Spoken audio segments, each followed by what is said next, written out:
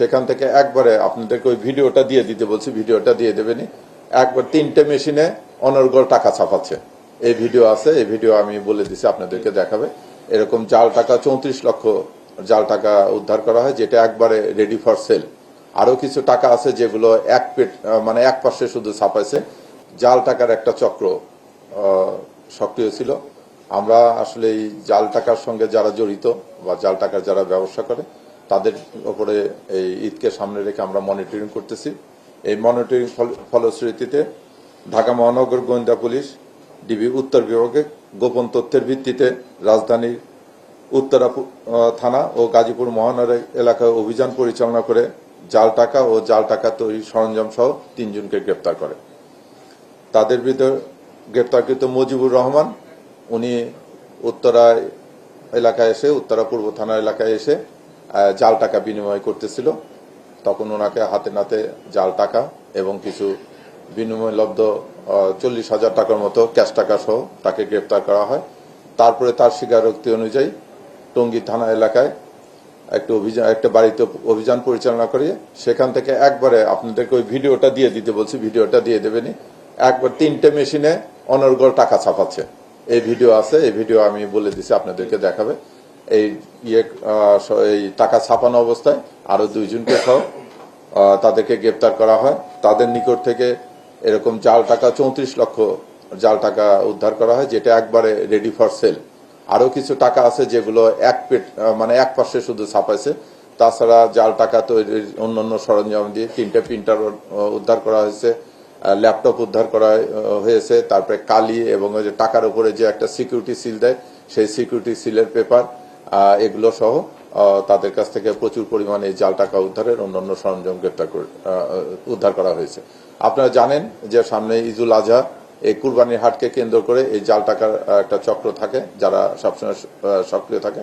আমরা ডিবি তাদের ব্যাপারে খোঁজখবর নিচ্ছি এবং তাদের এরকম যে কোনো চেষ্টাকে আমরা কঠিন হস্তে দমন করব, রোধ করব।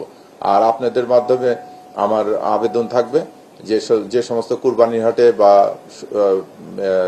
শপিং ইয়াতে যে কেনা বেচাগুলো হবে তারা যেন টাকাগুলো একটু দেখে নেয়। আর কুরবানির হাটে বিশেষ করে জাল টাকা করার জন্য, ধরার জন্য বাংলাদেশ ব্যাংক থেকে মেশিন দেওয়া হচ্ছে। এগুলো বিভিন্ন বুথ থাকবে, যে কোনো লেনদেন তারা যেন এই মেশিনের মাধ্যমে টাকাটা জাল টাকা না আসল টাকা এটা যেন একটু নিশ্চিত হয়ে তারা লেনদেন করে। আর আরেকটি বিষয় নিয়ে কথা বলতে চাচ্ছি, সেটা হচ্ছে অনলাইন জুয়া। আপনারা জানেন সম্প্রতি আমরা এই 1 মে থেকে অভিযান শুরু করেছি। অভিযানে 4টি বিষয় ছিল, একটা চাঁদাবাজ, অস্ত্রধারী গ্রেপ্তার এবং তার ভিতরে আর একটা জিনিস ছিল, সেটা হচ্ছে অনলাইন জুয়া। অনলাইন জুয়া এটা আসলে একটা মহামারী আকার ধারণ করেছে। এই অনলাইন জুয়া মনিটরিং করতে যে আমাদের সাইবারের যে টিম আছে, সেই টিম রাজধানী উত্তরা এলাকায় অভিযান পরিচালনা করে অনলাইন জুয়া, সাইবার প্রতারণা ও অবৈধ ডিজিটাল আর্থিক লেনদেন চক্রের 6 চীনা সদস্য সহ 9 জনকে গ্রেপ্তার করে। প্রিয় সাংবাদিক বৃন্দ, DB cyber and special crime বিভাগ বুধবার সকালে DB cyber and special crime বিভাগের ফাইন্যান্সিয়াল ক্রাইম ইনভেস্টিগেশন টিম নিয়মিত cyber monitoring, Facebook, YouTube, Telegram group ও বিভিন্ন ভুয়া ওয়েবসাইটের মাধ্যমে অনলাইন যে বিজ্ঞাপন, ডিপোজিট বোনাসের প্রলোভন এবং বিকাশ ও নগদ ব্যবহার করে অবৈধ লেনদেনের তথ্য শনাক্ত করে। এই ওয়েবসাইটের মাধ্যমে সাধারণ মানুষকে স্বল্প সময়ে দ্বিগুণ তিগুণ লাভের প্রলোভন দেখিয়ে প্রতারণার ফাঁদে ফেলা হয়। এমন তথ্যের ভিত্তিতে উত্তরা পশ্চিম থানাধীন 13 নম্বর সেক্টর এলাকায় কাউসার করিম ও রোকন একই দিনে সকাল 9:40 তুরাগ থানাধীন রূপায়ণ হাউজিং এস্টেট এলাকায় চীনা নাগরিক আরো 6 জনকে গ্রেপ্তার করা হয়। তাদের নিকট থেকে আপনার এই অনলাইন জুয়া কার্যক্রম পরিচালনার জন্য অনেক সরঞ্জাম উদ্ধার করা হয়। সেই সরঞ্জামের ভিতরে 3টি হচ্ছে 64 পোর্টের মডেম, একটি হচ্ছে 8 পোর্টের মডেম, একটি 256 পোর্টের মডেম, বিভিন্ন অপারেটর প্রায় 280টি সিম কার্ড, যে সিম কার্ড ব্যবহার করে তারা এই জুয়ার অনলাইন পরিচালনা করে, জুয়ার সাইটগুলো পরিচালনা করে। 20টি বিভিন্ন ব্র্যান্ডের স্মার্টফোন, এই সিমগুলো এই স্মার্টফোনে তারা ব্যবহার করে।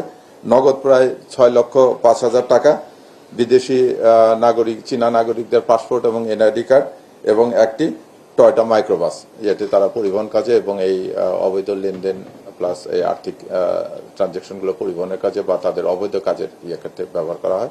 এই দুই ক্ষেত্রে আইনগত ব্যবস্থা গ্রহণ করা হয়েছে। এই আপনারা একটু মিডিয়ার ভাইদেরকে আমি বলবো যে এটাও একটা প্রচারণার বিষয়, জানেন যে এগুলো কিন্তু সব ফেক সাইট। আপনাকে প্রথম প্রলোভন দেখায় কিছু লাভ দেবে, পরবর্তীতে দেখবেন যে আপনারা নিঃস্ব হয়ে গেছেন। কাজে এটা আপনারা পরিচালনা করুন, এরকম জুয়ার ফাঁদে যেন না পড়ে। এবং এই টাকাটা, এই যে চীনা নাগরিকরা জড়িতের সঙ্গে আমরা ইনভেস্টিগেশন করতে যে দেখতেছি, এই টাকাটা এখানে আমাদের নগদ বা বিকাশের মাধ্যমে টাকাটা ঢুকতেছে, তাৎক্ষণিকভাবে এই টাকাটা দেশের বাইরে চলে যাচ্ছে, যেটা আমাদের জন্য ক্ষতিকর।